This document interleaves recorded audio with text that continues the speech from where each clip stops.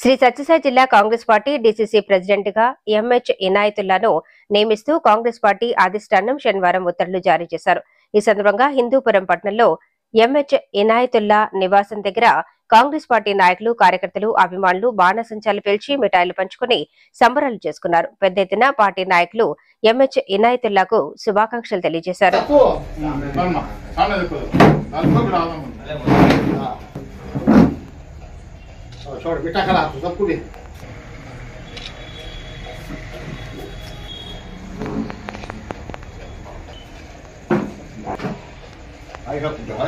हमारा हाजी साहब को मिला हुआ है। दिन दुगनी रात चौगनी अल्लाह ताला तरक्की नसीब फरमाए।